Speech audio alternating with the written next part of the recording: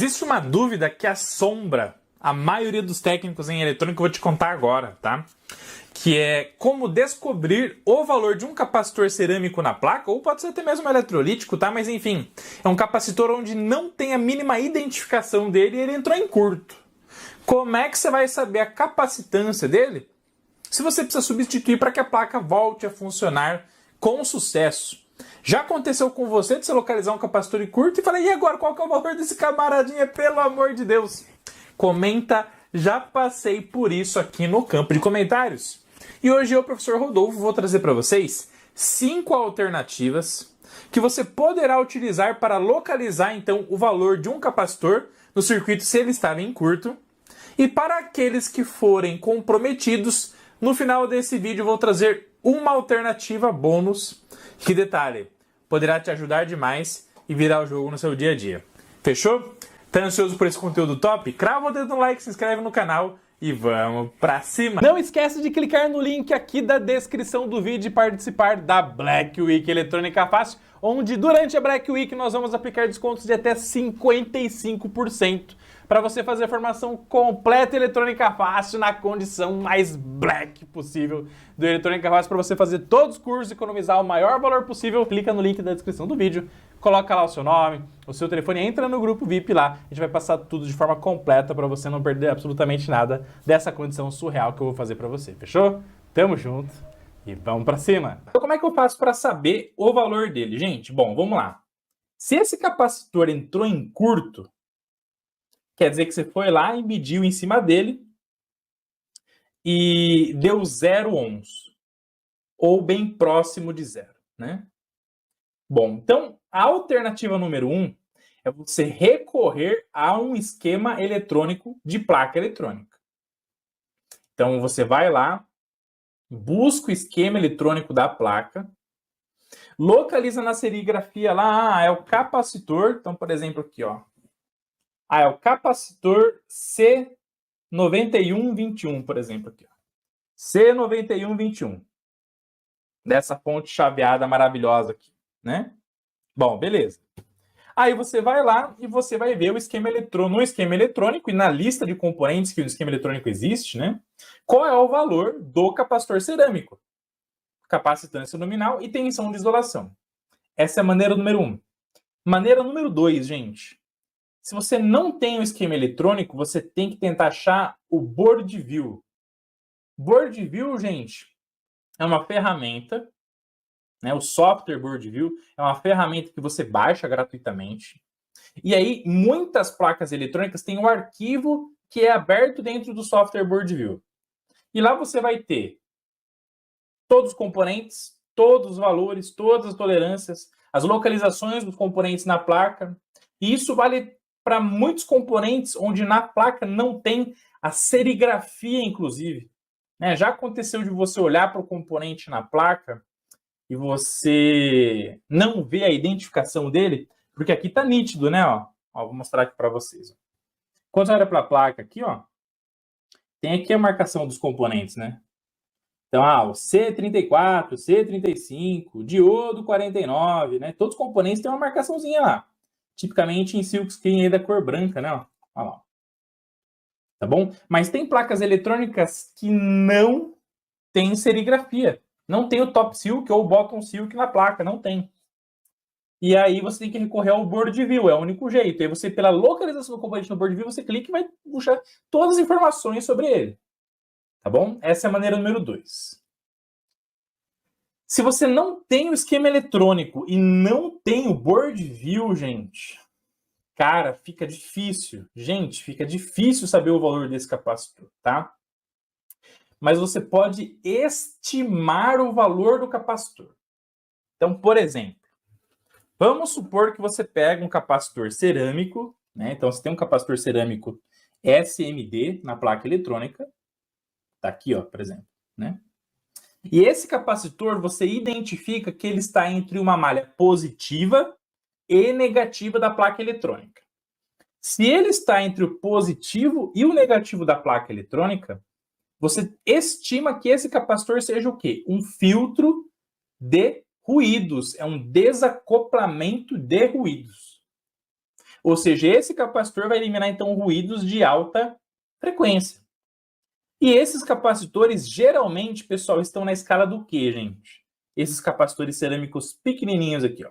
Geralmente, eles estão nas escalas aí de nanofarad, tá?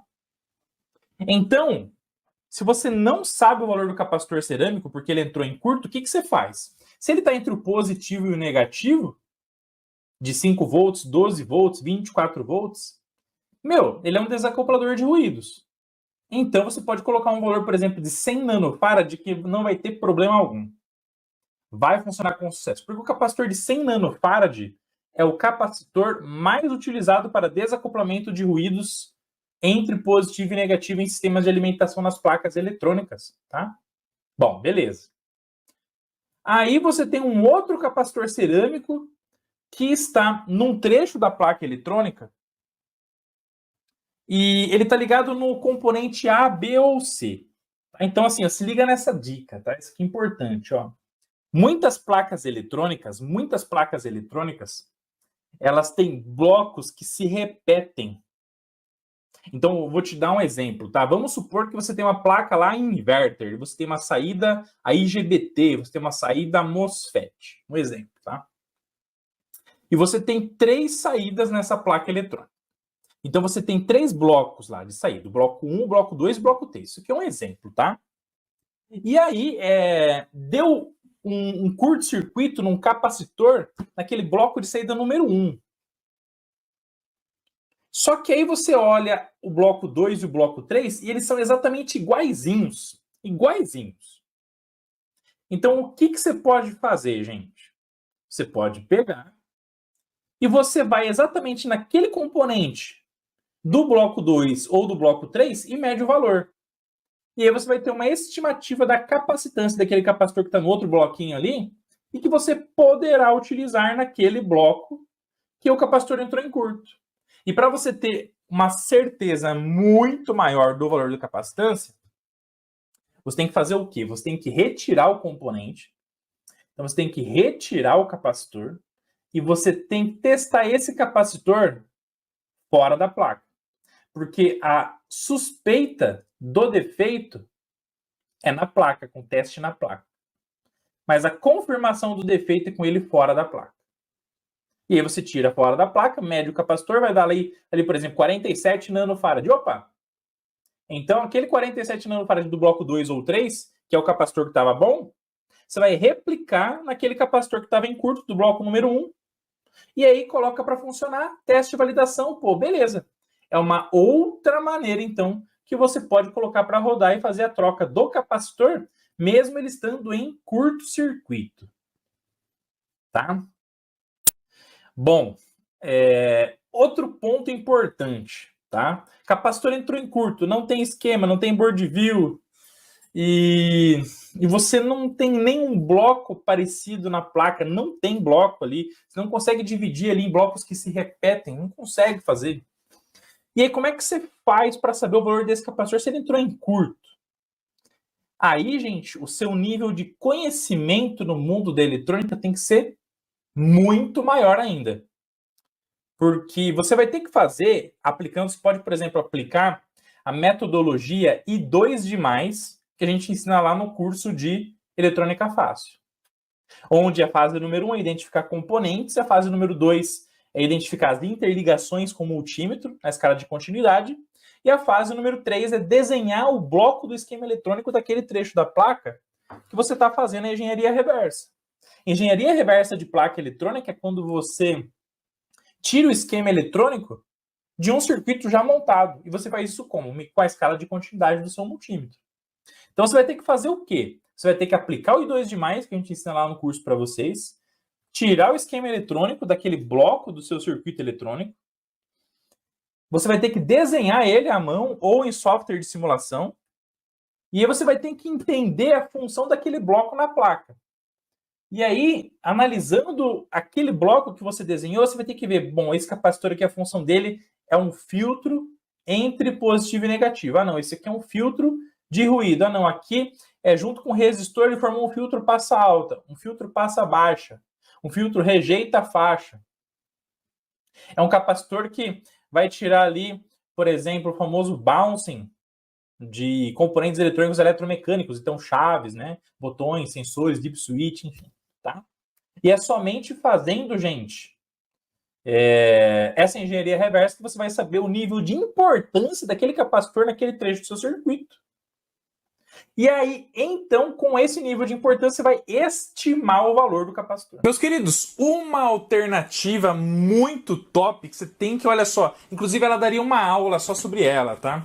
É o seguinte, quando um capacitor ele entra em curto, ao lado de um circuito integrado, de um MOSFET, do componente que for, regulador de tensão, IGBT, TRIAC, você poderá baixar o datasheet ou o application note desse componente eletrônico e você vai vasculhar o datasheet ou o application note, o APN desse componente, e nos datasheets que são mais completos, olha só que top, quando você for baixar o datasheet, veja aquele que tem mais páginas, aquele que está mais completo, porque nele o próprio fabricante do capacitor, aliás, o próprio fabricante do componente eletrônico onde está conectado esse capacitor, pode sugerir componentes externos. Vou falar mais sobre, ó. Então você tem lá o circuito integrado X, e aí você abre o Application Note, o datasheet, e ele fala, ó, Typical Applications. Ó, nessa aplicação desse circuito integrado, você tem aqui um resistor junto com o CI, um capacitor, 2 capacitores, 5 capacitores, um transistor. E aí, acredite se quiser, aquele circuitinho que está no datasheet pode estar replicado na sua placa. Porque muitos desenvolvedores, muitos engenheiros não criam as coisas do zero, elas se baseiam em o quê? Nos datasheets e nos application notes. Então esses circuitinhos, exemplo, que estão lá nos datasheets e application notes, poderão estar na sua placa também. E aí, aquele capacitor que está no pino 4 do seu circuito integrado pode estar lá no application note, lá no datasheet, está lá, 47 nanofarad.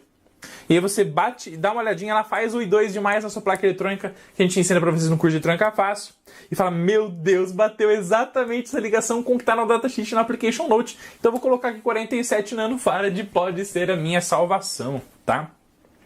E isso não vale só para capacitores que vão queimar, vão valer para outros componentes, transistores, diodos Zener, tá?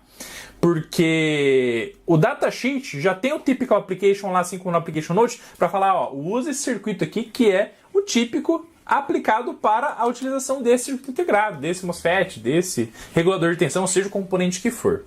Então, use e abuse dos datasheets e application notes dos seus componentes eletrônicos, porque eles podem te salvar na localização do valor do capacitor que vai entrar em curto e aí vai ativar o modo desespero, mas com eles pode ser uma luz no fim do túnel. E depois desse conteúdo faixa preta, você tem que clicar agora no link da descrição do vídeo e participar da Black Week Eletrônica Fácil, onde eu vou revelar descontos de até 55% numa live que eu vou fazer especialmente para você.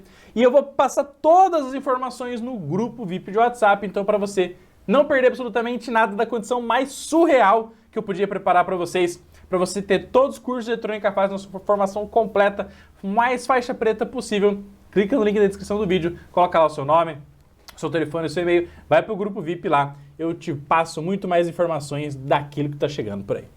Fechou? Tamo junto, excelente Black Week para você, a oferta mais black possível de todos os tempos. Está chegando, vamos que vamos, vamos para cima!